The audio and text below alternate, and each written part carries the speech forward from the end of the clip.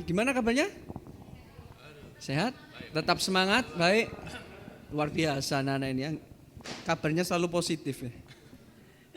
Ya tapi apapun yang sedang kita hadapi sekarang, mari kita benar-benar kita fokus untuk Tuhan yuk. Kita 2 jam ke depan kita mau memberikan yang terbaik. Izinkan Roh Kudus bekerja supaya apapun Tuhan yang mungkin kiranya Tuhan mau sampaikan kepada kita hari ini tersampaikan dan pulang kita tidak sia-sia. Amin. Kita membawa semua apa yang ingin Tuhan sampaikan kepada kita. Oke, mari kita siapkan hati. Terima kasih Tuhan.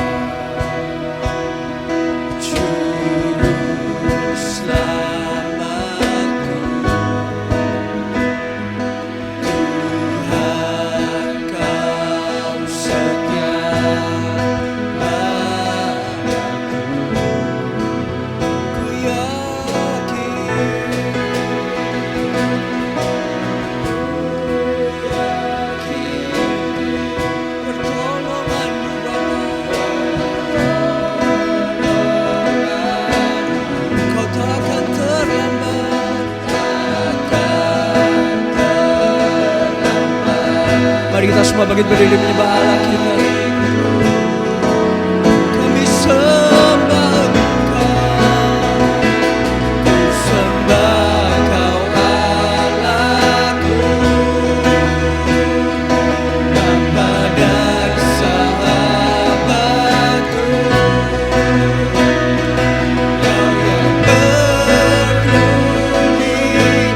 Kau yang berpulihkan seluruh hidupku.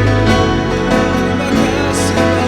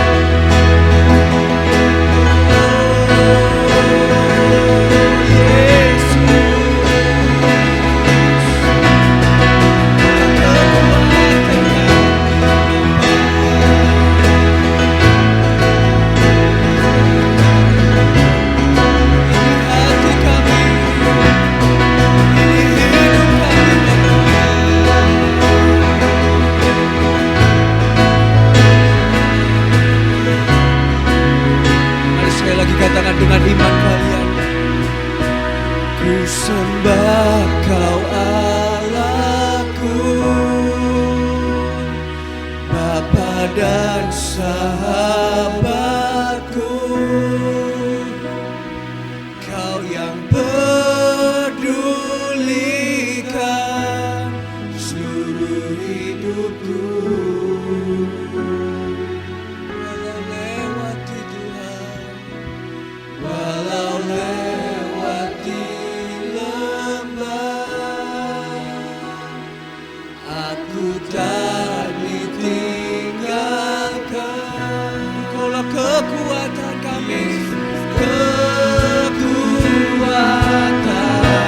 di hidupku. Sekali lagi kami katakan, ku sembah Engkau, ku sembah Kau Allahku. Dialah Bapa kami Tuhan. Terima kasih Yesus, Kau yang pedulikan seluruh hidupku.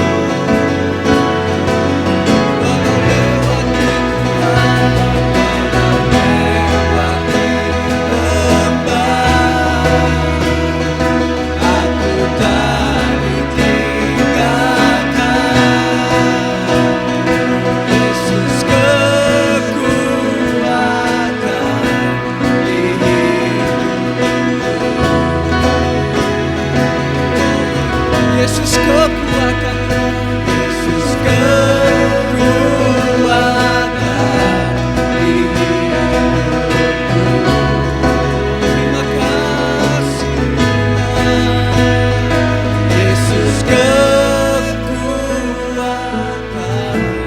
di hidupku.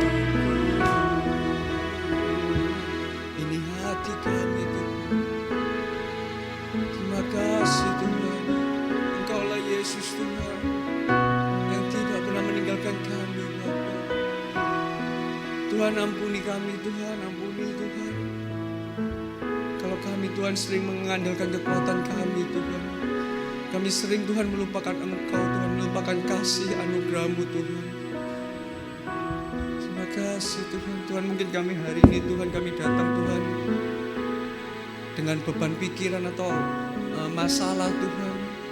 Kami percaya Tuhan Kaulah Tuhan Juru Selamat kami Tuhan.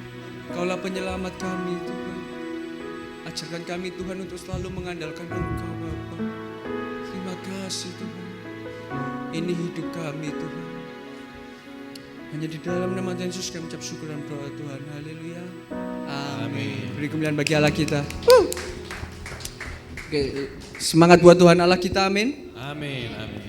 Kurang keras kelihatannya. Semangat buat Tuhan Allah kita. Amin. Oke. Tes. Oke. Ya. Oke, beri tos kanan kiri yuk. Kita lebih semangat lagi buat Tuhan Allah kita, amin. Kita mungkin sedikit keluar dari kursi-kursi sedikit.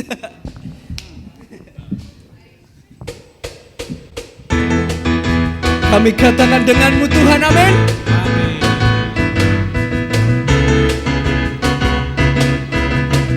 Sekali lagi lebih dahsyat lagi buat Tuhan kita, come on. Terima kasih Tuhan. Kami katakan tak pernah ku ragu akan kesetiaan-Mu. Kau pegang hidupku sepenuh jiwaku. Ku yakin dan percaya Kau tuntun langkahku. SIF kami katakan Yesus Kau dalam hidupku, berkuasa berjaya untuk selamanya. Come on, hanya Kau Tuhan, sumber kekuatan, kuasa-Mu tercurah bagiku senantiasa. Dengan-Mu Tuhan, ku kan berjalan dari kemuliaan sampai kemuliaan selamanya.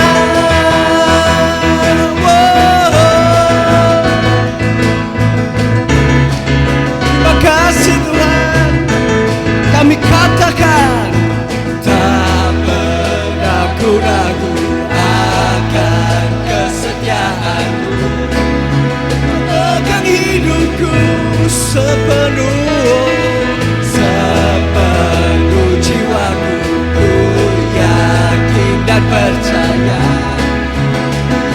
Langkahku kami katakan, Yesus kaulah Raja dalam hidupku, berkuasa percaya untuk selamanya. Hanya Kau Tuhan, sumber kekuatan, kuasa-Mu tercurah bagiku senantiasa. Dengan-Mu Tuhan, ku kan dari kemuliaan sampai kemuliaan. Sekali lagi kami katakan, Kau Tuhan, sumber kekuatan, kuasa-Mu tercurah bagiku senantiasa. Dengan-Mu Tuhan, ku kan dari kemuliaan sampai kemuliaan selamanya.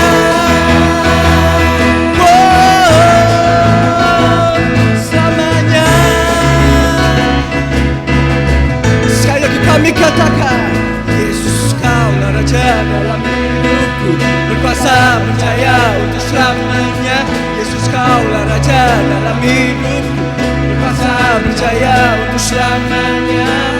Mari kita semua berdiri tangan di atas kepala kita.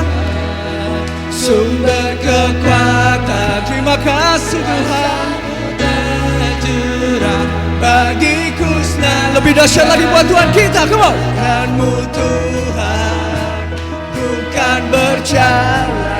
Here we go, dari kemuliaan sampai kemuliaan. Hanya Kau Tuhan, sumber kekuatan, kuasa-Mu tercurah bagiku senantiasa. Dengan-Mu Tuhan, bukan berjalan dari kemuliaan sampai kemuliaan selamanya.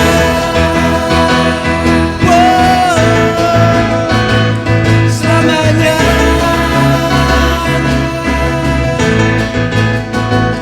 Selamanya. Beri kemuliaan bagi Allah kita. Oke, silakan duduk.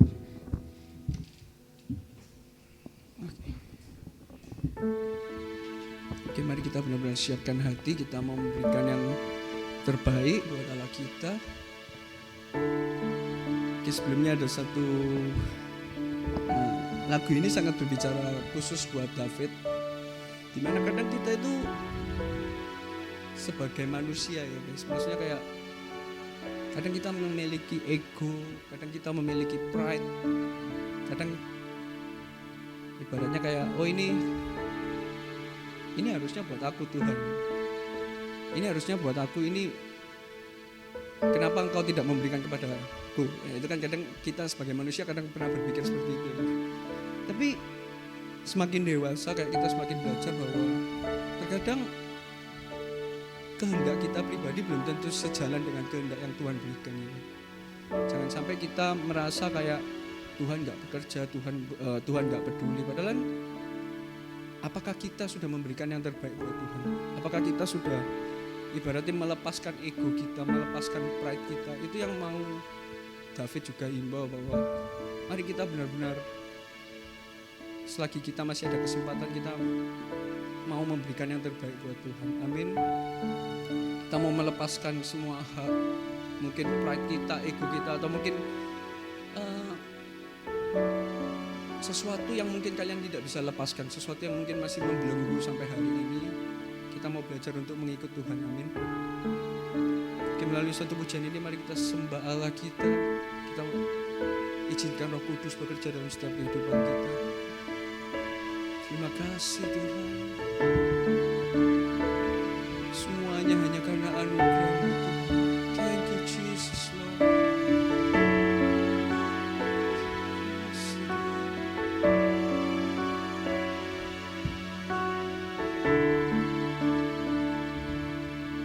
Kami katakan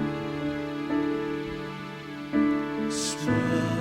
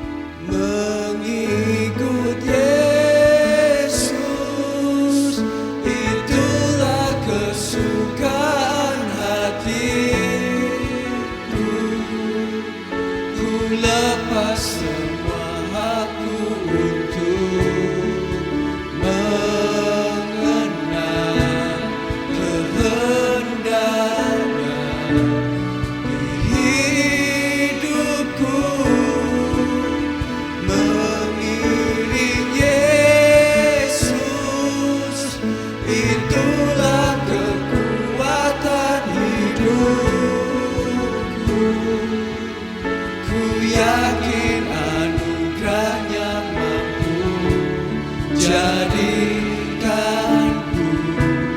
hamba yang berkenan selalu.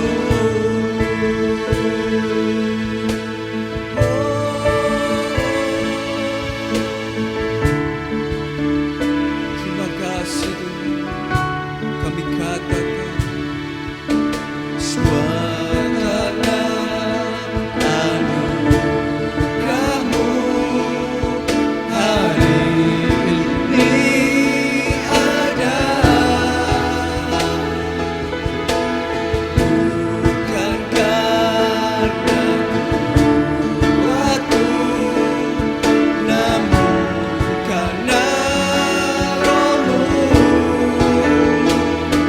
Ku bawa hatiku, penyembahanku. Terima kasih Tuhan, semakin berkurang, Yesus semakin bertambah. Mari kita semua bangkit berdiri, menyembah Allah kita. Yesus, itulah kesukaan hatiku. Ku lepas semua aku untuk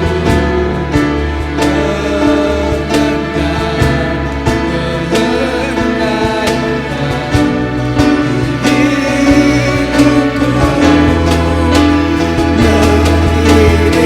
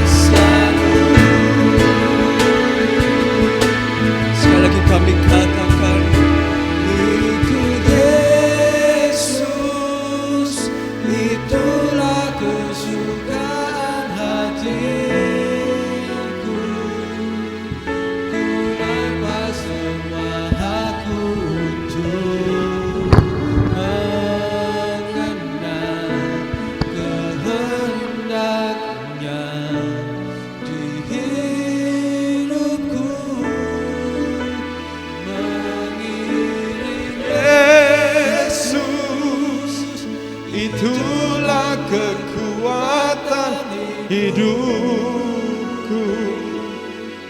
Ku yakin anugerahnya mampu jadikanku hamba yang berkenan selalu. Haleluya, Yesus. Seperti pujian yang kami baru saja nyanyikan ya Tuhan, betapa seringkali memandang bahwa mengiring Yesus adalah sebuah beban. Dan kadang-kadang itu beban yang berat. Dan kami berdoa supaya Tuhan Kau menolong kami untuk bisa memahami rahasia mengiring Yesus. Karena Engkau sendiri mengatakan, marilah kepadaku yang letih lesu dan berbeban berat. Aku akan memberikan kelegaan kepadamu dan belajarlah daripadaku sebab bebanku yang kuberikan itu ringan. Tapi kadang-kadang kami merasa ketika kami mengiring Engkau terasa berat Tuhan. Oh Tuhan, kami berdoa supaya Engkau singkapkan rahasia firman-Mu dan Engkau menyatakan diri kepada kami sehingga kami kemudian beban itu tetap ada, tetapi justru kami menemukan sukacita. Kami memikul dengan antusias, dengan kesukaan seperti pujian yang kami baru saja nyanyikan ya Tuhan.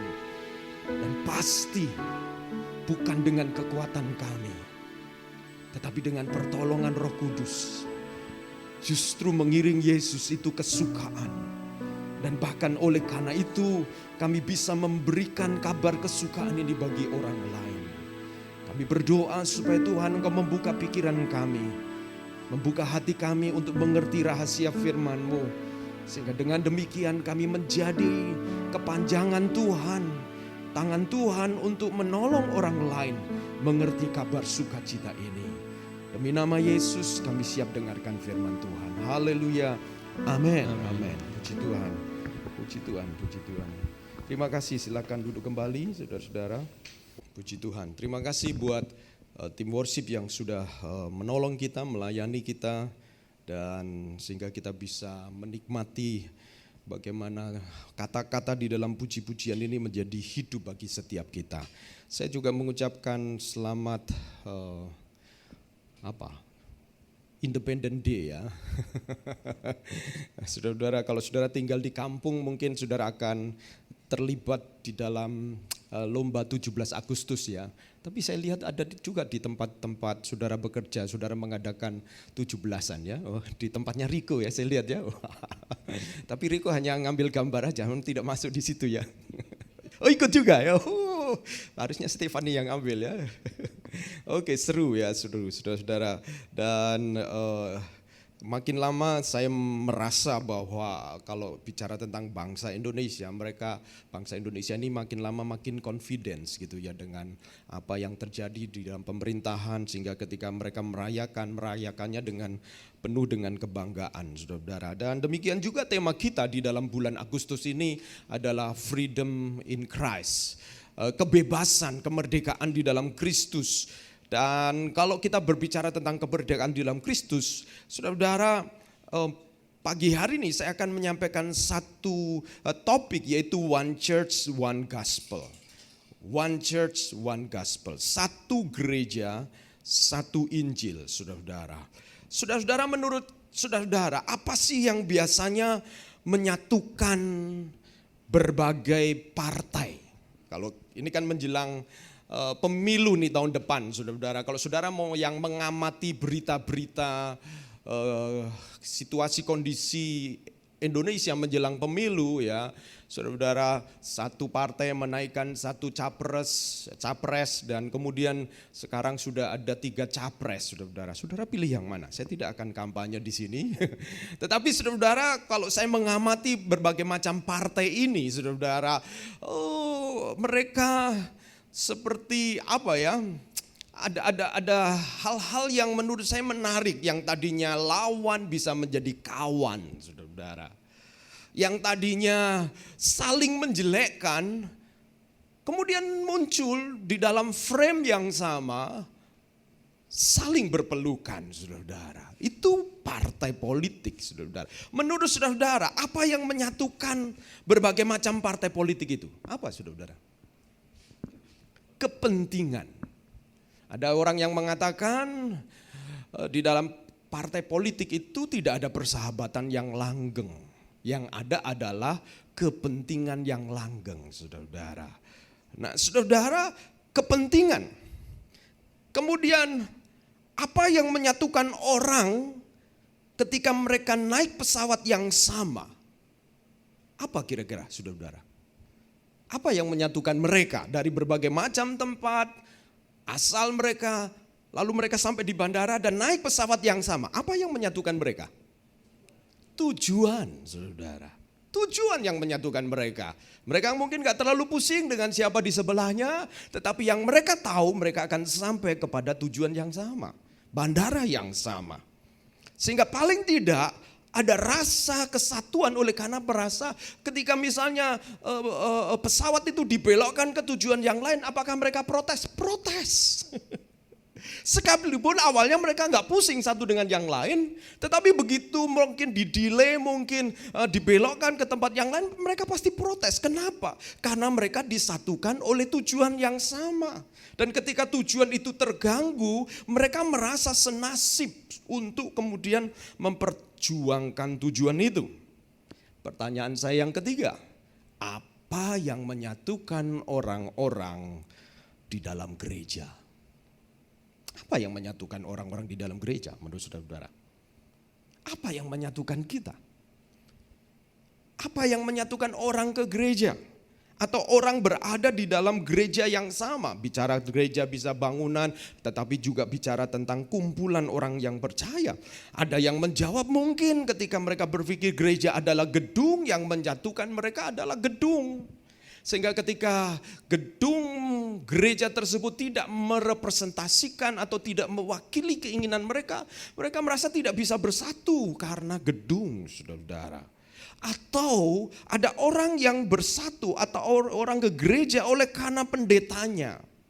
Oleh karena pendetanya, siapa pendeta mereka? Ada juga orang yang mungkin ke gereja oleh karena kepentingan. Gak pusing pendetanya bagaimana mau bikin apa, tapi karena mereka punya kepentingan antara satu dengan lainnya, dengan jemaat yang lain, mereka tetap stay di sana, saudara-saudara. Mereka agak pusing, ya. Mereka agak pusing bagaimana pendetanya, tetapi mereka bersama-sama ada di sana karena mereka ada kepentingan bersama-sama dengan teman-teman atau bersama-sama dengan orang-orang yang satu gereja. Saudara-saudara, menurut saudara-saudara, kalau sesuai dengan Alkitab, harusnya apa yang menyatukan kita? Harusnya apa yang menyatukan kita, saudara-saudara? Iman. Nah, sekarang saya mau ngajak nih saudara-saudara, karena saya benar-benar ingin mengajar saudara-saudara untuk menjadi orang-orang Kristen yang dewasa. Ya, yang dewasa. Nah, saya mengajak saudara-saudara membaca di dalam Matius pasal 16. Sebenarnya 16 sampai yang ke-18 saudara-saudara, tapi saya akan breakdown saja. Jadi saya akan bacakan sekaligus, nanti kemudian kita akan bahas dua ayat. Matius 16 ayat 13 sampai 14 saudara-saudara. Setelah Yesus tiba di daerah Kaisaria Filipi, ia bertanya kepada murid-muridnya, kata orang siapakah anak manusia itu? Jawab mereka, ada yang mengatakan Yohanes Pembaptis. Ada juga yang mengatakan Elia. Ada pula yang mengatakan Yeremia atau salah seorang dari para nabi. Lalu Yesus bertanya kepada mereka, tetapi apa katamu, siapakah aku ini? Maka jawab Simon Petrus, engkau adalah Mesias anak Allah yang hidup. Lalu kemudian ayat yang ke-17, kata Yesus kepadanya, berbahagialah engkau Simon bin Yunus, sebab bukan manusia yang menyatakan itu kepadamu, melainkan Bapakku yang di surga. Dan aku pun berkata kepadamu, engkau adalah Petrus, dan di atas batu karang ini aku akan mendirikan jemaatku, dan alam maut tidak akan menguasainya. Saudara-saudara, Saya merangkum apa yang kemudian saya baca dari firman Tuhan ini, kemudian di dalam satu statement yang saya mengajak saudara-saudara untuk melihat statement ini. Ya, tolong next slide. Pernyataan ini kemudian saya rangkum supaya saudara-saudara bisa mengenali apa yang saya ingin sampaikan melalui kebenaran firman Tuhan. Gereja yang hidup dan berkemenangan, perhatikan kata yang hidup dan berkemenangan itu terdiri dari proses dan hasil yang terus-menerus bergerak mengembang oleh karena adanya kuasa Roh Kudus. Nah, saya seperti membuat semacam tesis ini, semacam sebuah pernyataan ini dari ayat-ayat yang baru saja kita baca. Gereja yang hidup dan berkemenangan itu terdiri dari proses dan hasil. Saya menggambarkannya itu seperti orang naik sepeda dengan dua kayu begitu ya. Proses hasil, dan itu digerakkan oleh Roh Kudus. Lalu bagaimana? Apa maksudnya? Nah, mari kita lihat bersama-sama. Saya mengajak saudara melihat yang pertama adalah proses. Jadi hidup dan berkemenangan. Jadi bukan hanya hidup, life, tetapi berkemenangan. Adanya satu kalau berkemenangan itu kan berarti ada yang dikalahkan. Ya, bukan hanya sekedar hidup. Hidup itu bicara tentang growth, hidup itu bicara tentang pertumbuhan. Tetapi juga ada kemenangan, ada yang dikalahkan. Nah, itu terjadi di dalamnya itu melalui proses. Nah, saudara-saudara lihat, menarik sekali di dalam ayat 13 dan 14, saya melihat ini sebagai proses, yaitu proses memperkenalkan Yesus. Saudara bertanya, Yesus mengatakan ini kepada murid-muridnya. Setelah Yesus tiba di daerah Kaisarea di Filipi, ia bertanya kepada murid-muridnya, kata orang, siapakah anak manusia itu? Kata orang, siapakah anak manusia itu? Lalu mereka menjawab, ada yang mengatakan Yohanes Pembaptis, Elia, Yeremia, salah satu dari nabi. Ada 4 yang disebutkan orang-orang. Nah, saudara, menurut saudara, mengapa Yesus bertanya seperti itu? Mengapa Yesus bertanya seperti itu? Hari Kamis yang lalu di Malang, di Sati Malang, saya harus datang ke sana oleh karena mereka mengadakan namanya sidang yudisium. Apa itu sidang yudisium? Jadi sidang yudisium itu mereka yang akan wisuda, mereka dinyatakan terlebih dahulu lulus oleh institusi setelah memenuhi standar persyaratan, baru nanti mereka bisa menjalani wisuda. Nah, saudara-saudara, saya melihat bahwa sebenarnya Matius 16 ini kayak sidang yudisium Yesus. Yesus sebagai guru menguji para muridnya dengan bertanya, menurut kalian, menurut kata orang, jadi pasti mereka ini mendengar apa yang dikatakan orang-orang tentang guru mereka. Dan apa yang dikatakan orang-orang tentang guru mereka? Dikatakan yang pertama, engkau adalah, yang pertama disebut sebagai apa, saudara-saudara? Yohanes Pembaptis. Saudara-saudara, kenapa disebut sebagai Yohanes Pembaptis? Segini saudara-saudara, Yohanes Pembaptis, waktu dia hidup, dia itu kan nabi yang bicara bertobatlah dan ditakuti. Satu kali dia menegur Herodes yang kemudian dengan Herodias yang kemudian melakukan sebuah perbuatan yang tidak benar dan ditegur oleh Yohanes Pembaptis, dan kemudian Herodias minta kepala Yohanes Pembaptis, saudara-saudara. Jadi Yohanes Pembaptis adalah seorang nabi yang menyampaikan kebenaran dan mengatakan dengan kadang-kadang tidak membuat orang rasa nyaman, saudara-saudara. Dan murid-murid mengatakan, orang lain mengatakan engkau adalah Yohanes Pembaptis, yaitu seperti Yohanes Pembaptis yang menyampaikan kebenaran membuat orang tidak rasa nyaman. Tapi kemudian ada yang mengatakan juga engkau adalah Elia. Elia itu berbicara tentang apa? Elia dikatakan bahwa ada nubuatan bahwa Elia akan datang. Elia akan datang. Pada waktu Elia masih hidup, Elia menyatakan tentang Allah yang hidup, Yahweh yang hidup. Dan Yesus seperti dikatakan, engkau seperti Elia yang menyatakan kuasa Allah, yang menyatakan Allah yang hidup itu. Ada pula yang mengatakan engkau Yeremia. Yeremia ini sebelum zaman Yesus ada satu kelompok namanya Makabeus. Makabeus ini adalah seorang imam yang kemudian membuat pergerakan dan dia menubuatkan bahwa Yeremia akan datang untuk menunjukkan adanya bejana-bejana yang rahasia yang kemudian disingkapkan kepada orang Israel. Jadi mereka percaya kepada ramalan-ramalan itu. Lalu kemudian ada yang mengatakan salah seorang para nabi. Tapi pengenalan-pengenalan ini mungkin melakukan atau itu ditangkap oleh karena sisi-sisi, oleh karena apa yang dilakukan oleh Yesus, tetapi tidak tepat persis seperti yang Yesus kehendaki. Saudara, kadang-kadang ada orang ke gereja, itu seperti orang-orang lain yang diomongkan oleh murid-murid ini. Mereka tidak benar-benar tepat mengenali Yesus itu siapa, tetapi mereka datang ke gereja oleh karena kepentingan-kepentingan yang kemudian karena takut, karena menginginkan sesuatu. Saudara, tapi menarik, Yesus tidak mempersalahkan apa kata orang.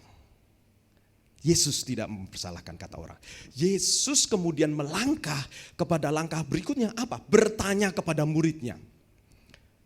Lalu Yesus bertanya kepada mereka, tetapi apa katamu, siapakah aku ini? Saudara, saya melihat yang pertama di sini kita lihat Yesus sedang bicara apa sih? Yesus sedang bicara tentang bahwa gereja itu adalah sebuah proses memperkenalkan Yesus. Gereja adalah proses memperkenalkan Yesus. Dengan Yesus menanyakan, kenapa repot-repot bertanya tentang menurut kata orang siapa aku ini? Karena Yesus sesudah nanti di dalam ayat 17-18, Yesus bicara tentang church, gereja, saudara. Tapi ini lagi bicara prosesnya nih. 13-16 Yesus bicara tentang prosesnya. Bagaimana orang-orang atau bagaimana Yesus bisa bertanya menurut kata orang, menurut kamu, kalau sebelumnya Yesus tidak memperkenalkan dirinya. Tidak mungkin, saudara. Yesus harus keliling dari satu desa ke kota, pergi menyembuhkan orang sakit, membangkitkan orang mati, membuat yang bisu bisa bicara, yang buta bisa melihat. Apa itu tujuannya? Kesembuhan bukanlah tujuan dari pelayanan Yesus. Tetapi perkara-perkara, tanda-tanda heran dan mujizat itu adalah jalan untuk Yesus memperkenalkan dirinya. Proses, saudara. Proses itu proses. Jadi saudara, bergereja itu melibatkan proses. Bergereja itu memperlibatkan pengenalan tentang Yesus, saudara. Pengenalan tentang Yesus. Saudara, kadang-kadang saudara mungkin bisa mengenal pendetanya. Tapi kalau saudara mengenal pendetanya dan tidak mengenal Yesus, menurut saya pendeta itu telah gagal. Kenapa? Karena kalau saudara perhatikan di sini, Yesus fokus tentang pengenalan kepada dirinya. Jadi proses, saudara. Proses ini bisa terjadi di dalam pelayanan-pelayanan Yesus bersama dengan murid-muridnya. Dan kemudian ketika Yesus bertanya kepada Petrus, nah ini sekarang inner circle, lingkaran dalam. Oke, itu kata orang, sekarang menurut kamu, siapakah aku ini? Nah saudara, proses pengenalan itu juga perlu diuji, ditanyakan kepada setiap orang yang bersama-sama dengan Yesus, yaitu saudara dan saya. Karena apa? Karena dari orang-orang dalam inner circle akan mampu mengoreksi outer circle, lingkaran yang lebih luas lagi. Karena kalau yang pengenalan di luar mengatakan, oh Yohanes Pembaptis, kenapa? Karena mungkin satu kali Yesus pernah mengatakan kepada orang Farisi, kamu ini seperti ular beludak. Wow. Saudara, ada pengenalan-pengenalan tentang Yesus di luar sana yang harus dikoreksi, dan siapa yang harus mengoreksi? Saudara dan saya. Kita. Karena kitalah yang kemudian akan ditanya oleh Yesus, menurut kamu siapakah aku ini? Engkau adalah Mesias, anak Allah yang hidup. Engkau adalah Mesias, anak Allah yang hidup. Nah, saudara-saudara, pernyataan Petrus ini kemudian diangkat oleh Yesus menjadi hasil. Nah, ini proses ya, saudara-saudara. Jadi saudara-saudara, proses pengenalan itu sampai kepada keilahian Kristus, saudara-saudara. Keilahian Kristus.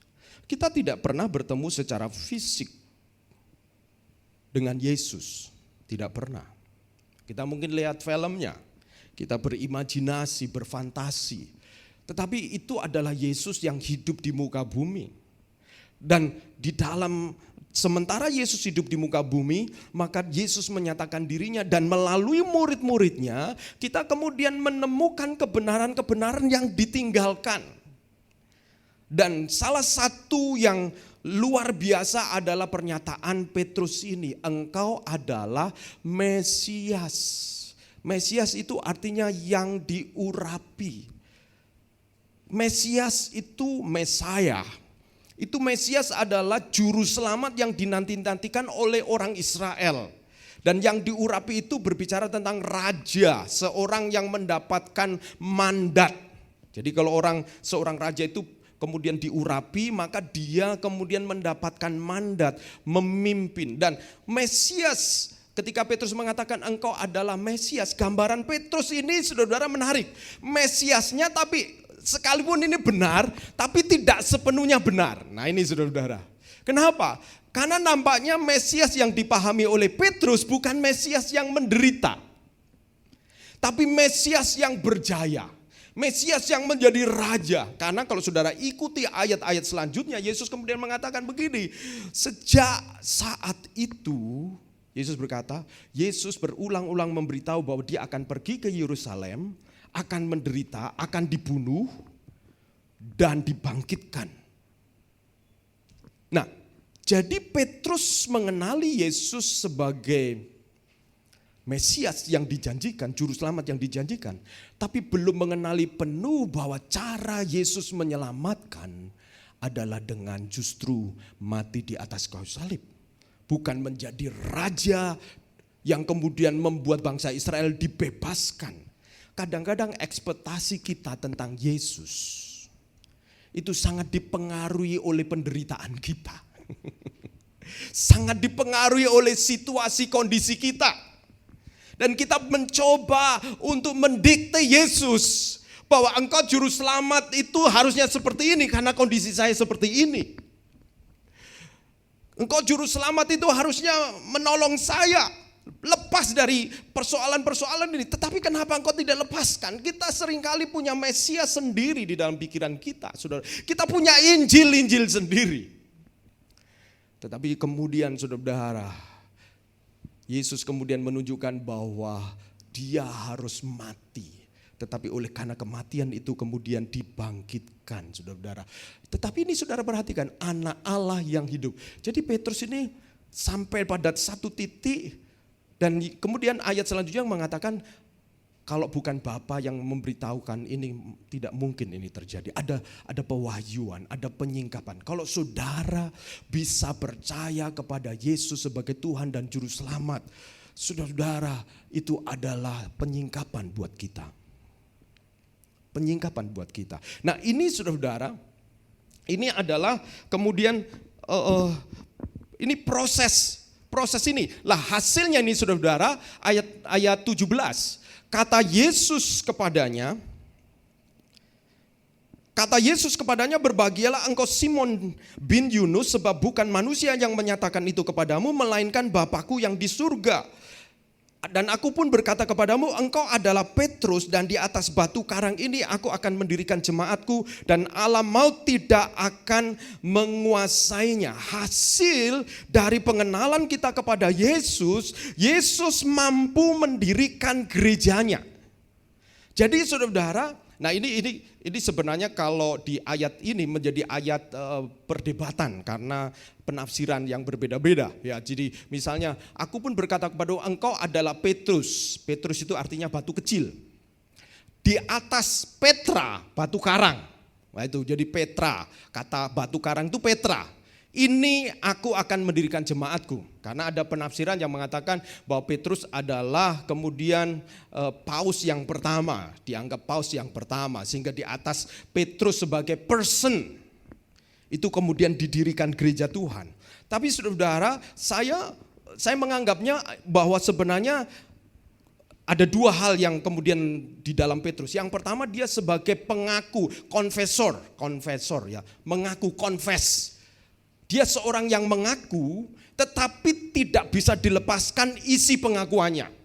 Yaitu bahwa Yesus adalah anak Mesias, anak Allah Mesias, anak Allah yang hidup. Jadi saudara, maksud saya begini, gereja Tuhan itu bukan saja didirikan di atas orang-orang saja. Tetapi gereja Tuhan juga didirikan di atas orang-orang yang mengaku. Ya, orang-orang yang mengaku bahwa Yesus adalah Mesias, Yesus adalah Tuhan. Itulah gereja Tuhan dan di atas itu Yesus mendirikan gerejanya. Jadi Petrus ini dianggap sebagai batu pertama. Seperti mendirikan sebuah bangunan, dia batu yang pertama yang kemudian diletakkan batu-batu yang lain. Gereja ini juga dirintis oleh 1, 2, 3 orang yang pertama-tama mempercayai Yesus sebagai Tuhan dan percaya bahwa Yesus, melalui Yesus orang diselamatkan. Dan di atas pengakuan itu dan orang-orang, kalau ada pengakuannya nggak ada orang nggak bisa didirikan, saudara-saudara. Betul ya? Kita taruh saja pengakuan di sini tapi nggak ada orangnya, nggak bisa didirikan gereja.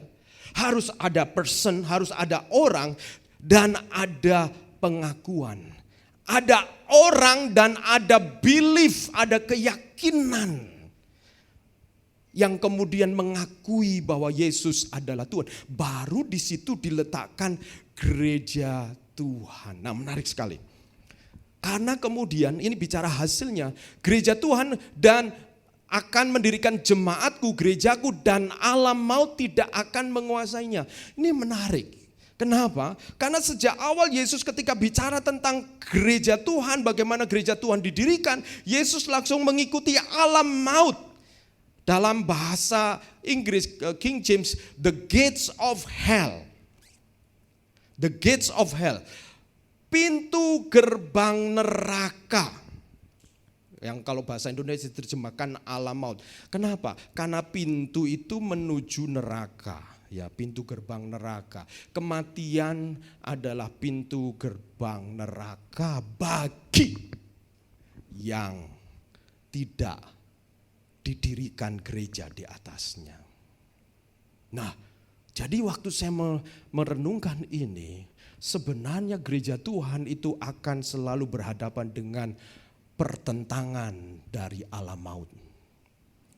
Pertentangan dari alam maut untuk mematikan gereja Tuhan. Untuk membuat gereja Tuhan menjadi bukan gereja Tuhan, hanya perkumpulan sosial. Karena ada keakraban, ada kasih mesra, but there is no, tidak ada pengakuan yang sama tentang Yesus sebagai Tuhan. Dan itu bukan gereja Tuhan.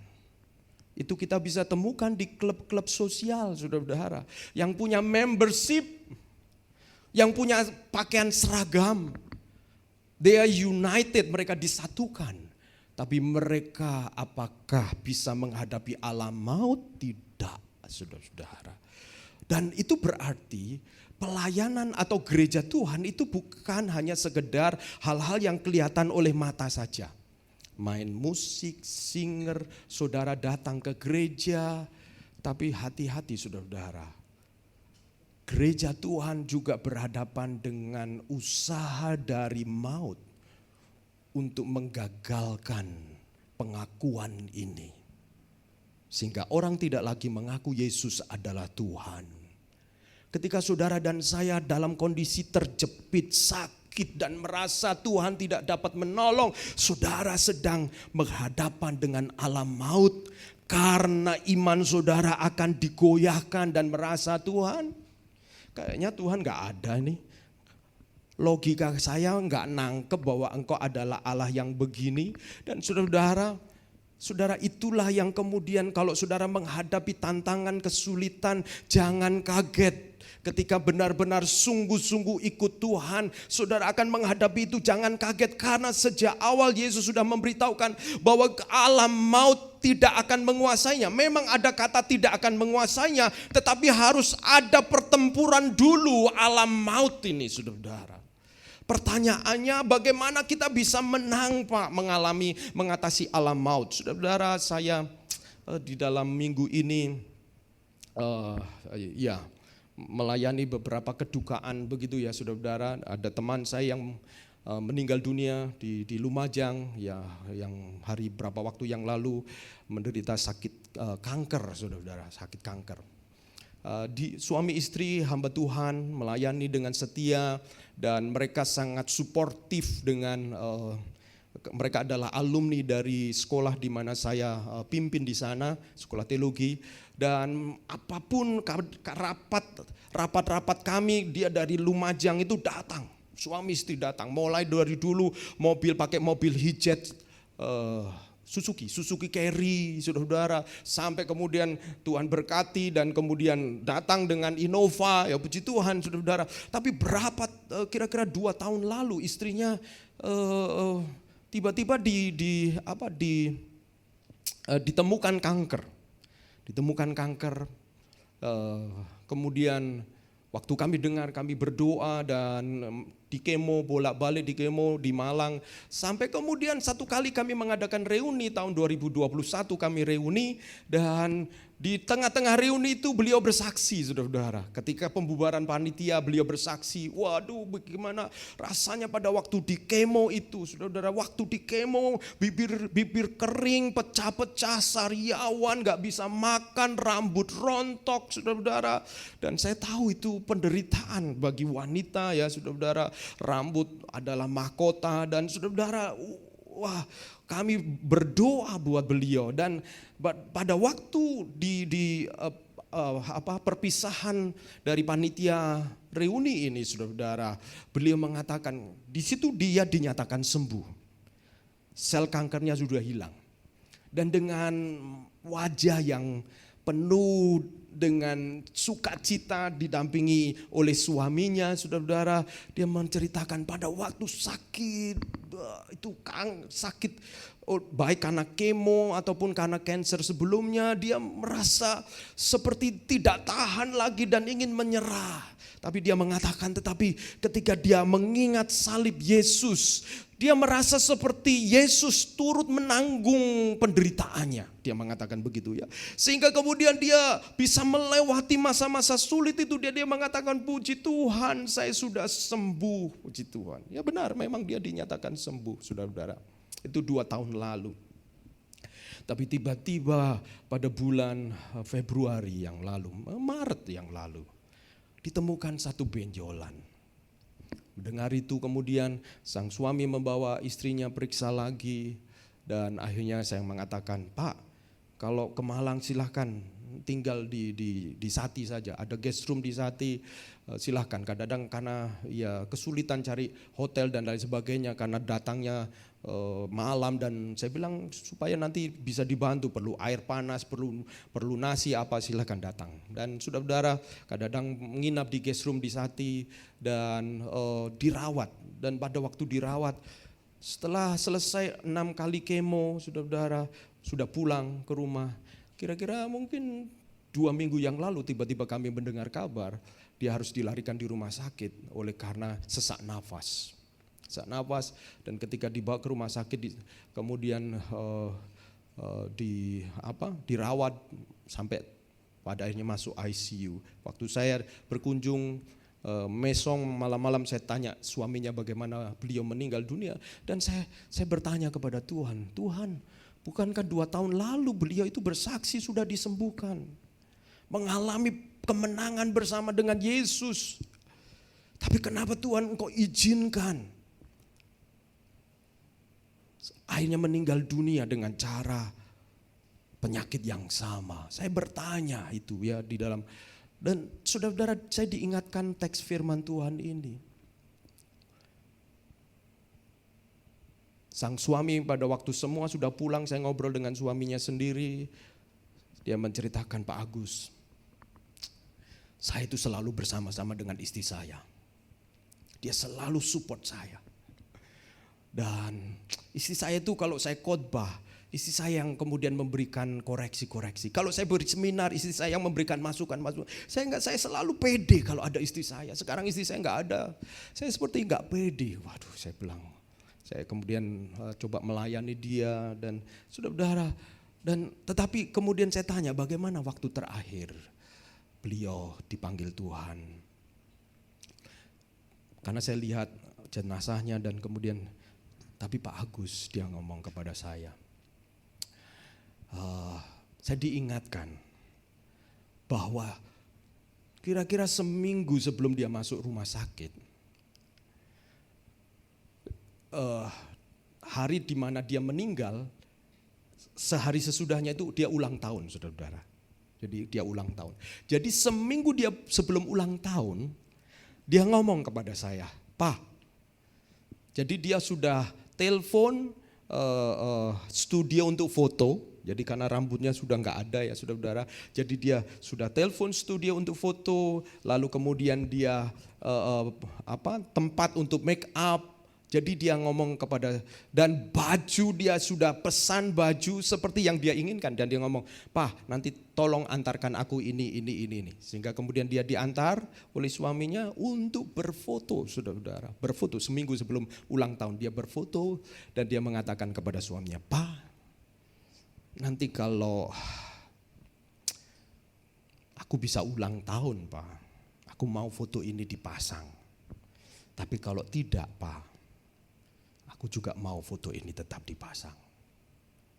Nah, saudara-saudara, sang suami pasti mengatakan, enggak lah, kamu pasti bisa lewati ulang tahun, nah nanti kita rayakan bersama. Tapi saudara-saudara, sang istri kemudian menyampaikan kepada suaminya, Pak kalau aku pulang,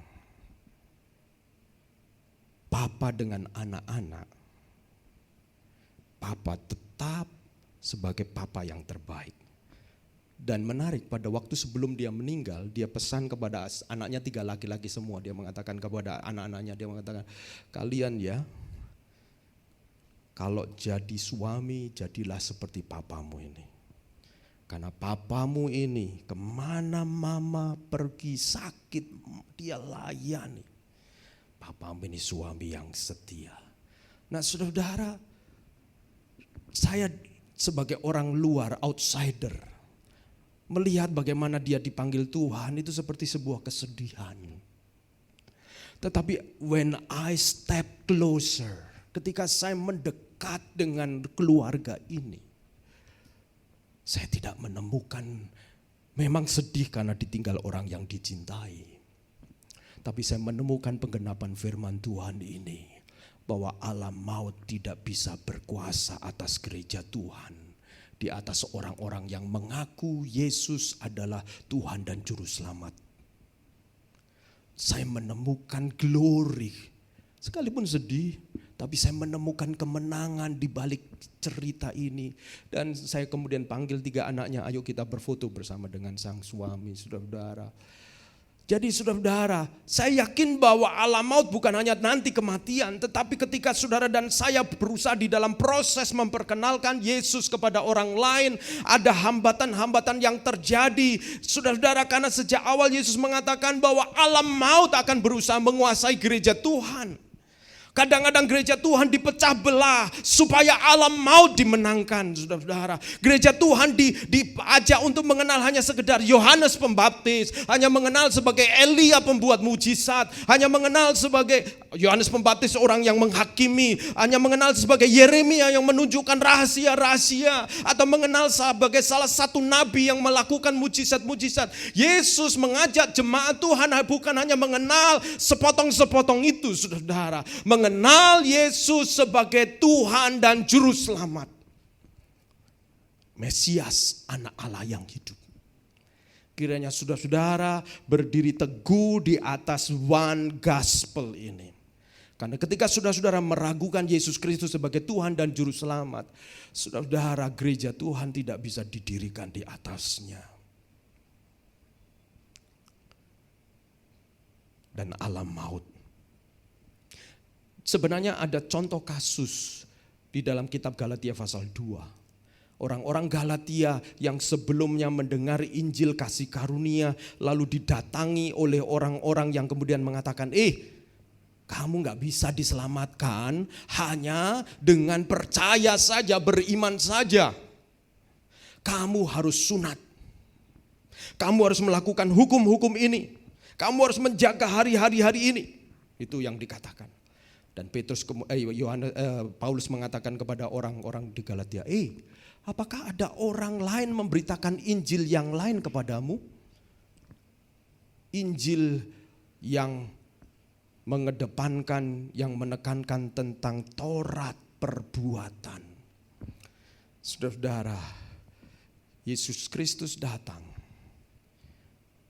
untuk menjadi penebus dosa, pengganti kita. Dan perbuatan yang kita lakukan adalah bukan untuk memperoleh keselamatan, tapi menghidupi keselamatan.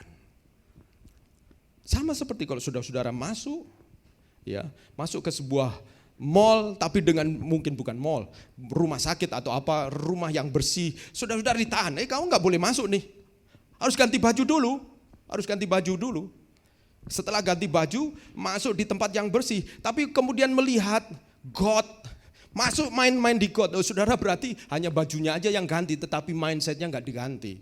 Orang yang sudah diselamatkan itu berpikirnya, cara berpikirnya, menghargai keselamatan itu mendorong dia untuk hidup di dalam keselamatan. Makanya Yakobus kemudian mengatakan iman tanpa perbuatan mati. Pengakuan tanpa bukti apa yang diakui itu mati. Sama seperti kalau saudara mengatakan kepada pasangan saudara, I love you. Tapi ketika babysitter gak ada, mbak-mbak pulang, cucian banyak, lalu kemudian melihat pasangannya lagi nyuci piring gitu, yang I love you, tinggal pergi.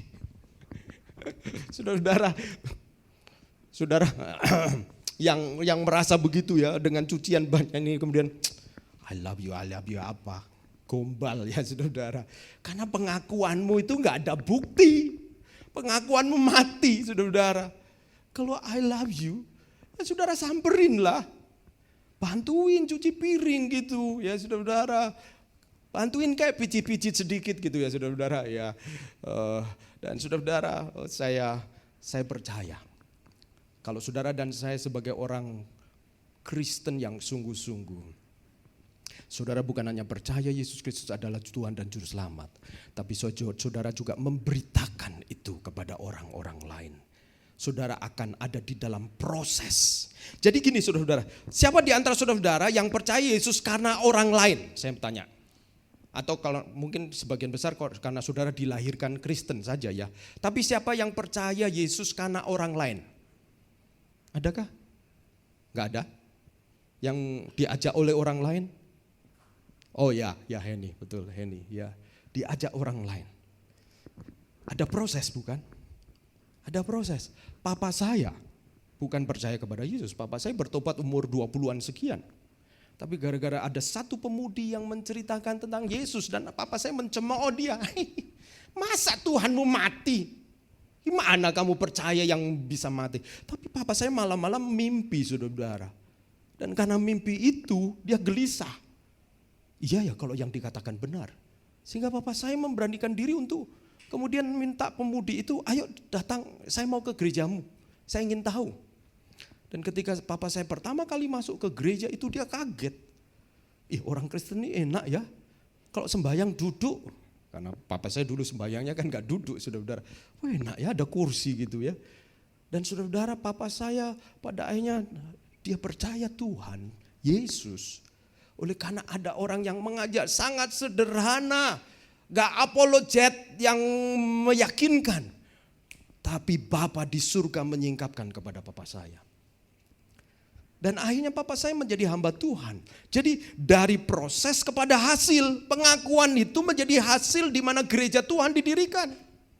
Jadi saudara-saudara, sekarang kalau kita sudah terkumpul seperti ini adalah hasil. Tetapi kalau kita berhenti di sini tidak melanjutkan proses, maka saya tadi katakan bahwa gereja Tuhan yang hidup dan berkemenangan adalah gereja yang bergerak mengembangkan dari proses dan hasil yang kemudian saudara-saudara oleh karena Roh Kudus, oleh karena Roh Kudus. Jadi saudara dan saya perlu Roh Kudus supaya kemudian kita menjalani proses yang berikutnya. Dan menurut firman Tuhan ini saudara-saudara, proses itu terjadi oleh karena bagaimana kita memperkenalkan Yesus kepada orang lain. Macam-macam. Ketika ada yang berkebutuhan, ketika ada yang perlu ditolong, saudara-saudara menolong mereka itu adalah penginjilan juga. Karena saudara sedang memperkenalkan diri saudara. Dan mengapa saudara melakukan itu? Karena saudara mengasihi Tuhan. Jadi ketika kita berbuat baik, ketika kita menolong orang, ketika kita mendoakan, itu adalah proses demi proses demi proses. Dan kalau saudara dibawa kepada orang-orang yang sedang berkebutuhan, biarlah Roh Kudus menolong saudara-saudara untuk terbuka dan peka supaya saudara bergerak, ambil kesempatan, jangan pikirkan hasilnya bagaimana.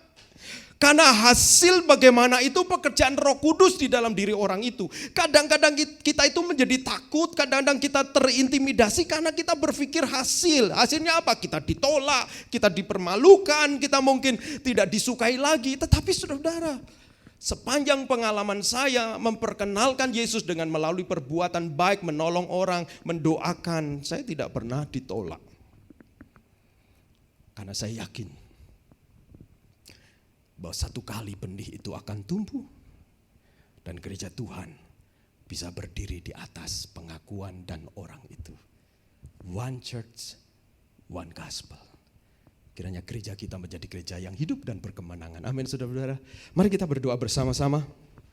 Gereja Tuhan didirikan di atas confessor, orang-orang yang mengaku, dan confession, pengakuan itu sendiri.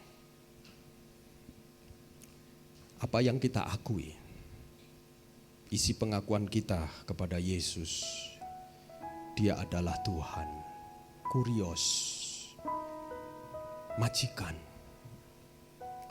Gimana kita bisa mengaku Dia majikan kalau kita sebenarnya yang kita ikuti adalah kemauan kita sendiri, yang kita ikuti adalah keinginan kita sendiri.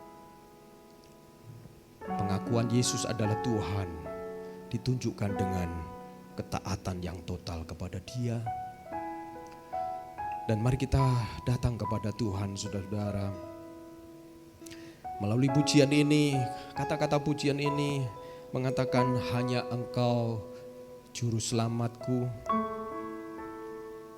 Dan itu membawa kita untuk menerapkan pengakuan itu di dalam kehidupan sehari-hari. Dan melalui kehidupan sehari-hari kita proses memperkenalkan dan mengenal Tuhan itu terjadi. Haleluya, haleluya. Oh Yesus.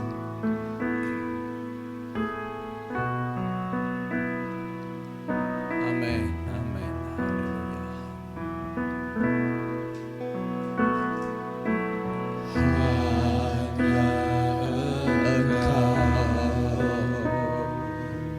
Juru selamatku, Tuhan Kau setia padaku.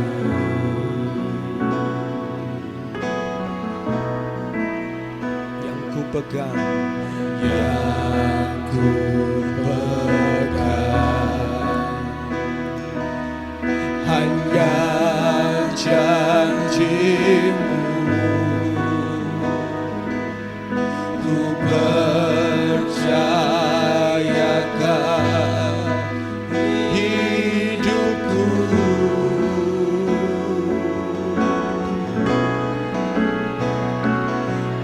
sembah Kau Allahku.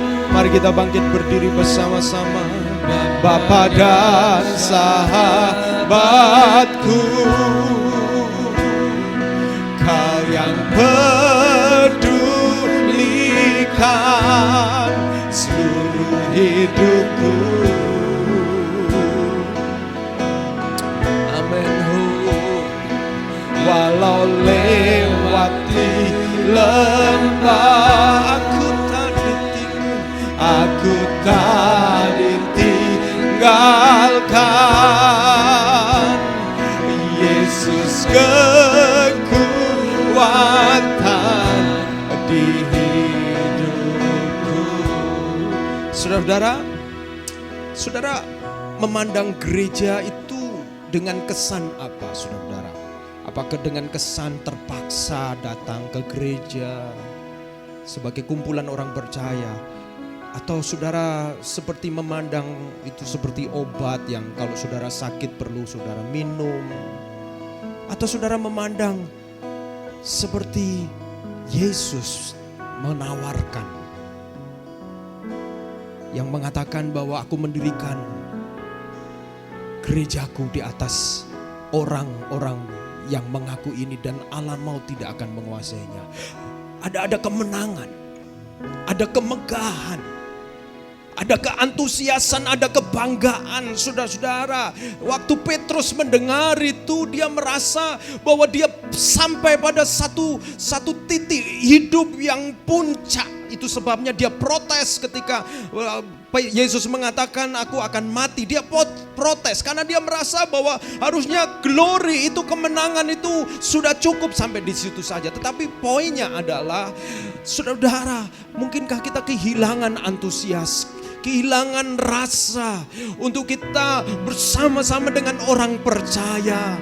Kita lupa bahwa kalau saudara berkumpul dengan orang-orang percaya yang mengaku Yesus Kristus adalah Tuhan, gerejanya didirikan di atasnya dan alam maut tidak akan menguasainya. Berbicara akan ada kemenangan, berbicara akan ada sukacita, berbicara tentang ada perkara-perkara yang baru yang Tuhan kerjakan, yang mungkin sebelumnya itu seperti belenggu alam maut yang membuat kita merasa kecil, merasa bahwa ini masalah akan menghancurkan hidup saya.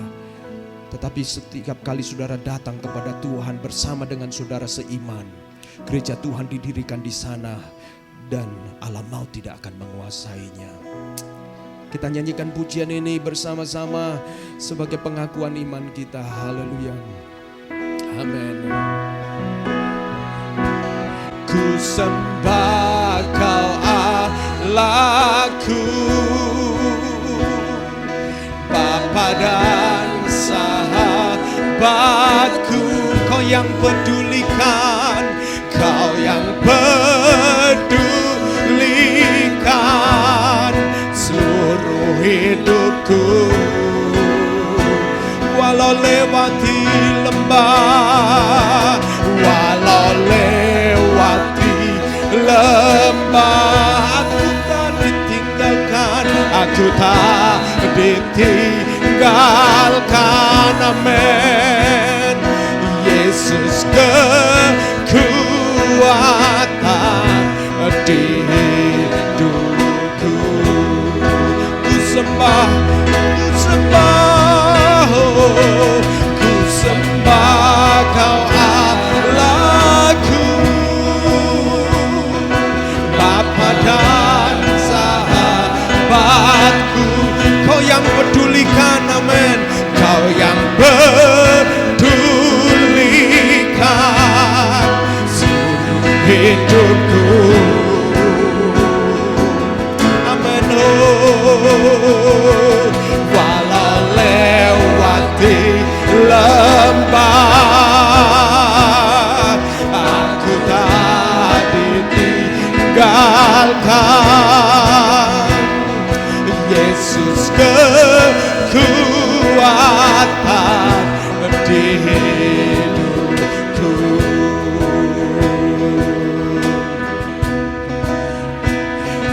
Yesus kekuatan, Yesus kekuatan, Yesus kekuatan, Yesus kekuatan, Yesus kekuatan hidupku. Setiap rumah tangga yang dibangun di atas pengakuan bahwa Yesus adalah Tuhan atas rumah tangga itu, gereja Tuhan juga didirikan di atas rumah tangga itu. Dan kalau ada rumah tangga yang kau sedang merasa terancam oleh alam maut, engkau perlu datang kepada Tuhan dan mendeklar, memproklamasikan bahwa Yesus Mesias anak Allah yang hidup. Alam maut tidak akan menguasai rumah tangga kita. Alam maut tidak akan menguasai apa yang kita sedang hadapi di dalam pekerjaan. Oh haleluya, haleluya, haleluya, haleluya, haleluya. Karena melaluinya saudara dan saya akan memperkenalkan Yesus, siapa Yesus kepada dunia ini. Jadi saudara, kalau ada di antara saudara yang datang dengan beban, datang dengan pergumulan, datang dengan seperti saudara merasa terintimidasi dengan alam maut yang mencoba mengarahkan arah hidupmu untuk tidak melihat kepada Yesus, tetapi melihat kesulitan-kesulitan, berfokus kepada apa yang engkau kejar dan engkau lupa tentang Yesus sebagai Tuhan, sebagai kurios atas hidupmu, majikan atas hidupmu. Engkau boleh datang kepada Tuhan untuk sekali lagi minta Tuhan, minta Roh Kudus memberikan kemenangan atas ancaman-ancaman yang membuat kita seperti dikuasai oleh alam maut. Sebab Yesus telah mengalahkan maut itu di dalam kebangkitannya. Haleluya. Kalau ada di antara saudara-saudara yang perlu didoakan, saudara angkat tangan dengan segera dan kita akan berdoa bersama-sama. Sebab kita kumpulan orang percaya, kita gereja Tuhan, kita mengaku Yesus Kristus, Dia adalah anak Allah yang hidup, yang sanggup, yang berkuasa menyatakan dirinya di dalam setiap lembah kekelaman, di dalam setiap apapun yang kita hadapi. Haleluya. Oh haleluya, haleluya, haleluya, haleluya. Bapa di dalam surga, kami mau berdoa Tuhan buat setiap kami yang hadir pada siang hari ini ya Tuhan. Kalau ada di dalam hati kecil kami Tuhan, kami berada di dalam posisi di mana kami mungkin melihat Yesus seperti Yohanes Pembaptis, seorang hakim saja, atau seperti Elia yang menyatakan kebesaran Allah tetapi bukan juru selamat, atau mungkin seperti Yeremia yang menyingkapkan perkara-perkara yang membuat kami bergairah, hal-hal yang baru buat kami, tetapi kami tidak memandang Yesus sebagai juru selamat kami. Oh Tuhan, Kau tolong kami untuk kami bisa meyakini bahwa Engkau adalah juru selamat kami. Engkau telah mati bagi kami dan bangkit bagi kami. Dan kami mau berdoa Tuhan, Engkau juga menolong ya Tuhan. Kalau ada di antara jemaat-Mu, umat-Mu yang mereka sedang berhadapan dengan the gates of hell, pintu-pintu kematian, pintu-pintu yang membuat mungkin rumah tangga kehilangan kasih, kehilangan suasana surga, pekerjaan kehilangan suasana surga, atau diri kami kehilangan damai sejahtera, suasana surga tidak ada di dalam diri kami. Tuhan, kami berdoa supaya Roh Kudus menjamah saudara-saudara kami ini Tuhan. Engkau jamah, Engkau nyatakan kuasa kebangkitan-Mu dan memberikan kami damai sejahtera seperti pujian yang kami nyanyikan. Yesus, Kau kekuatan di hidupku. Terima kasih ya Tuhan, kami bersyukur bersama-sama. Dan demi nama Yesus Kristus, jadikan SA Evos of Restoration menjadi gereja yang hidup dan berkemenangan. Amin. Tuhan Yesus berkati, saya serahkan kepada Kli. Oke.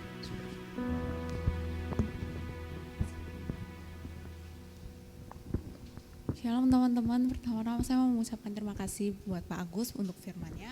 Sekarang tiba saatnya kita akan memberikan persembahan. Namun sebenarnya kita mau berdoa dulu untuk persembahan. Teman-teman, mari kita berdoa. Tuhan, kami terima kasih ya Tuhan atas firman yang telah Kau berikan siang hari ini kepada kami ya Tuhan melalui Pak Agus ya Tuhan. Tuhan, kami percaya Tuhan bahwa Engkau sedang berbicara kepada masing-masing setiap kami ya Tuhan, bahwa ada pesan-pesan yang ingin Kau sampaikan kepada kami ya Tuhan di siang hari ini ya Tuhan.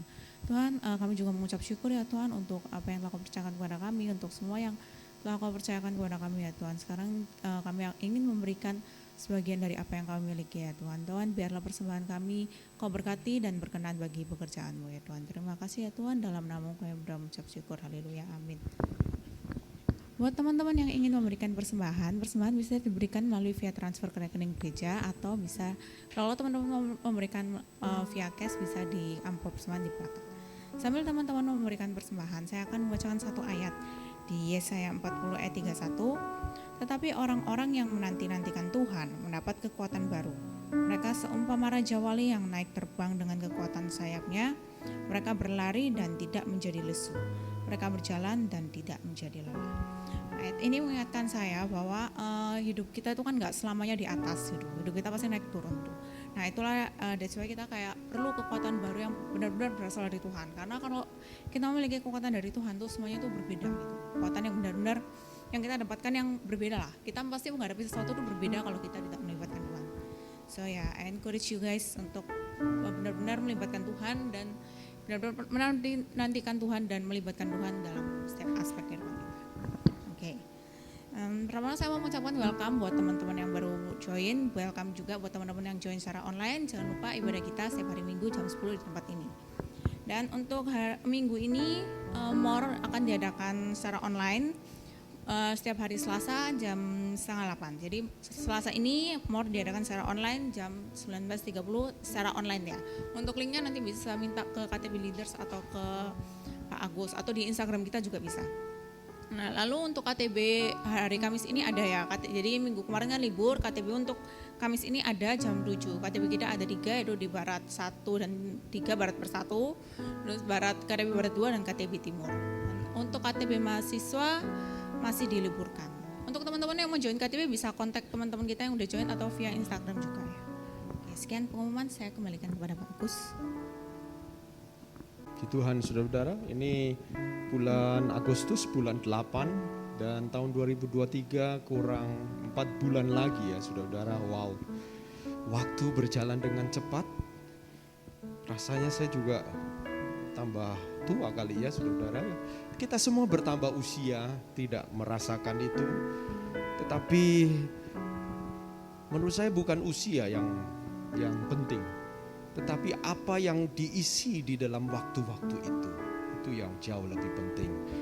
Kira-kira masih 4 bulan lagi, apa yang kita harapkan dari Tuhan yang mau terjadi dalam hidup kita saudara-saudara.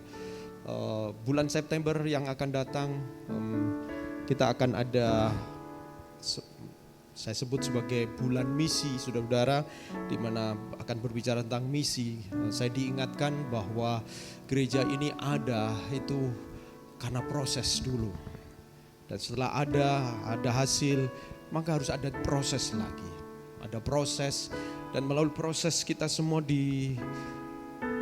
didewasakan. Kita menemukan diri kita, kemampuan, potensi yang lain ketika ada dalam proses. Ya saudara-saudara, sama seperti waktu saya mulai kuliah lagi, saya menemukan diri saya yang lain juga. Artinya saya menemukan potensi-potensi saya pikir ya saya sudah cukup lah gitu. Tapi ketika saya kuliah lagi, lembur-lembur, nyusun paper, baca buku saudara-saudara, lalu melakukan aktivitas yang lain. Saya ingin ucapkan terima kasih juga kepada jemaat Tuhan, kepada para KTB leaders, kepada pillars yang membantu kami di dalam pelayanan. I'm privileged, saya merasa begitu terbantu. Saya bersyukur sekali dalam bulan Agustus ini ada para pelayan baru yang juga melayani juga di Sunday School. Saya mengucap syukur sekali buat berkat Tuhan atas gereja ini. Dan kalau saudara membantu kami, karena saya terus terang saya terbuka kepada saudara-saudara bahwa ada kesibukan dan satu kali saya sempat merasa berada di semacam persimpangan jalan sebenarnya. Saudara-saudara, apakah saya akan stay di sini tetap melayani saudara-saudara, atau kemudian saya melakukan sebagaimana tanggung jawab saya. Tapi saudara-saudara, ada bagian diri saya yang kemudian kalau saya buka, saya merasa berat meninggalkan.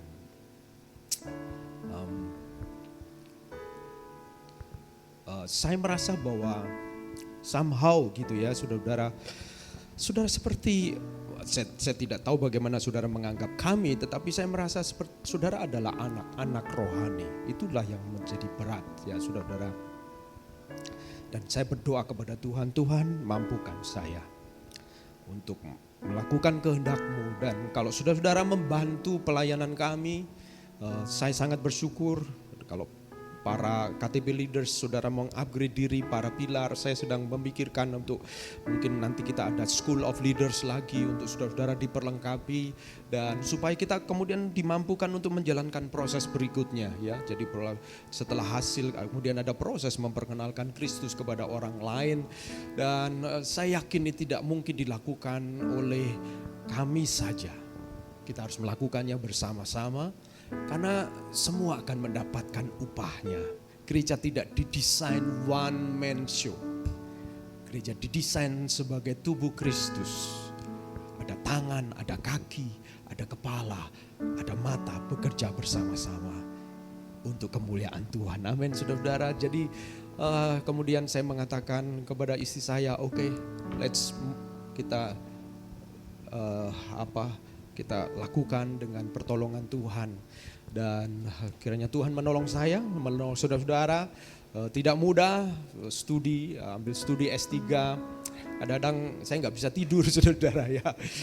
Karena mikirin paper saudara-saudara. Jadi bukan hanya meriksa paper mahasiswa saya, tapi saya harus mempertanggungjawabkan kepada dosen saya. Hari ini ada satu deadline paper ya saudara-saudara. Besok presentasi. Tapi saudara-saudara, ketika saya lakukan ini, rasanya mustahil. Tapi saya mendapatkan kekuatan baru yang saya percaya ayat yang kita renungkan tentang Matius pasal 16 ayat 18 bahwa gerejaku tidak akan dikuasai oleh alam maut. Justru disinilah saudara-saudara bisa bekerja sama. Saya mendorong saudara-saudara, kami rindu untuk di MOR, nanti ada saudara-saudara yang menyampaikan renungan, saudara-saudara pimpin pujian, yang selama ini adalah saya kadang-kadang dan istri saya, Ibu Lili. Karena satu kali kita semua akan mempertanggungjawabkan talenta yang Tuhan berikan. Dan jangan lupa, ada orang-orang lain. Jadi bulan misi, bulan September adalah bulan misi, kita akan persiapkan itu. Nanti saya ngobrol bersama dengan pilar apa yang kita akan lakukan. Tetapi biarlah kehendak Tuhan saja yang jadi. Karena orang yang hidup di dalam pusat kehendak Tuhan, hidupnya meaningful. Tidak pernah dia sesali. Berarti. Kiranya Tuhan menolong saudara-saudara dan saya. Dan memberikan kekuatan kepada kita, saudara-saudara. Jangan berhenti belajar. Ya, bukan hanya sekolah saja, saudara yang bekerja, belajar terus. Hal-hal yang baru saudara kuasai. Karena berarti Tuhan mau saudara-saudara masuk ke area-area yang baru. Mari kita bangkit berdiri bersama-sama.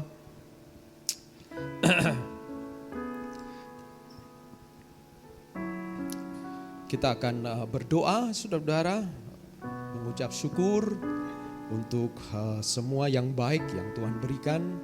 Dan saya bersyukur saudara-saudara yang sebelumnya sakit bisa hadir. Terima kasih, saya melihat MS sudah hadir lagi. Senang melihat ya. Saya pikir gak bisa sakit MS itu ya. Saya jarang dengar dia sakit ya saudara-saudara. Satu kali saya lihat dia dicenguk oleh Ferry, saya kaget. Ibu Lili kasih tahu saya, MS sakit, bisa sakit juga dia. Tapi kita masih manusia, kita masih bisa sakit. Jaga kesehatan masing-masing saudara-saudara. Dan hati yang bergembira adalah obat ya. Jangan susah-susah, jangan sedih-sedih. Bergembira dalam Tuhan. Mari kita akan berdoa bersama-sama, menyerahkan sepanjang minggu ke depan ke dalam tangan Tuhan.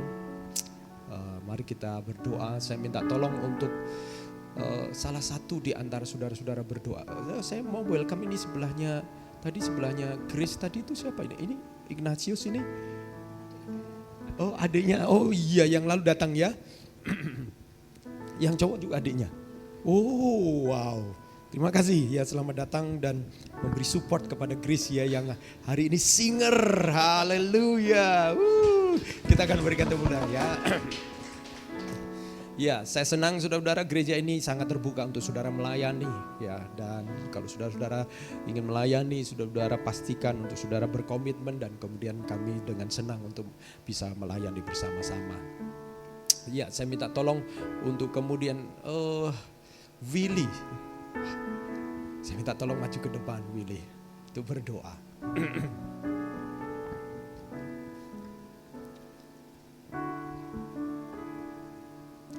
Doakan untuk kesehatan, kekuatan kita semua dan sepanjang minggu ke depan di dalam pekerjaan semuanya supaya Tuhan berkarya melalui pekerjaan kita. Silakan. Mari teman-teman kita berdoa. Ya Tuhan, terima kasih ya Tuhan karena Engkau sudah memberkati, menyertai ya Tuhan hari ini ya Tuhan, ibadah hari ini ya Bapak sampai mau menjelang akhir nih ya Bapak dengan baik ya Bapak. Beri kami hikmat ya Bapak sehingga firman yang disampaikan oleh Pak Agus bisa menjadi berkat pelajaran buat kami ya Bapak. Haleluya. Dan juga kami mau berdoa untuk teman-teman, saudara-saudara kami ya Bapak. Kalau yang mungkin di hari-hari ini banyak musim sakit dan juga yang setiap pergumulan ya Bapak, setiap yang Haleluya. kami ya Bapak, saudara-saudara kami, Engkau yang pimpin, Engkau yang tuntun ya Bapak sehingga mereka bisa jamah juga ya Bapak sehingga mereka bisa kembali ya Bapak menjadi Yesus, lebih baik ya amin, Bapak. amin. Terima kasih ya Tuhan dan juga setiap pekerjaan, setiap hal-hal lain ya Bapak yang mungkin juga menjadi pergumulan buat mereka ya Bapak. Terima Amin. kasih ya Tuhan. Kami serahkan ya Bapak semuanya di Tuhan saja. Saudaraku yang kekasih, angkatlah tanganmu dan terimalah berkat Tuhan. Tuhan menyinari engkau dengan wajahnya dan menghadapkan wajahnya kepadamu dan memberikan engkau damai sejahtera. Diberkatilah rumah tanggamu, diberkatilah hubungan-hubunganmu, diberkatilah pekerjaanmu, bahkan diberkatilah ketika engkau ada di dalam pergumulan-pergumulan, hal-hal yang engkau tidak harapkan. Karena di dalamnya justru kemenangan, kuasa kebangkitan akan dinyatakan. Tetap berharaplah kepada Tuhan dan percayalah. Lakukan bagianmu dan biarlah Tuhan melakukan bagiannya. Dan bersungguh-sungguhlah di dalam pekerjaanmu. Rajin dan tetap rendah hati. Karena melaluinya Tuhan akan mempercayakan ketika engkau dipercaya oleh perkara-perkara yang kecil, Tuhan mempercayakan perkara yang besar. Dan diberkatilah masa depanmu di dalam Tuhan. Dan biarlah seluruh damai sejahtera Allah Bapa serta kasih sayang di dalam Tuhan Yesus dan penghiburan oleh karena Roh Kudus yang memampukan engkau untuk tetap kuat di dalam Tuhan dan memberitakan Injil kepada orang-orang dengan setia. Mulai hari ini sampai Maranatha, Yesus menjemput kita semuanya yang percaya kepadanya. Amin. Haleluya. Jadikan aku indah yang kau pandang mulia, seturut karyamu dalam hidupku. Oh, jangan ku harap hanya kepadamu, taat dan setia kepadamu. Tuhan jadikan aku indah yang kau pandang mulia, seluruh karyamu di dalam hidupku. Ajarku berharap hanya kepadamu, taat dan setia, taat dan setia, taat dan setia kepadamu Tuhan. Amin. Happy Sunday. Dan salam satu dengan yang lain. God bless you all.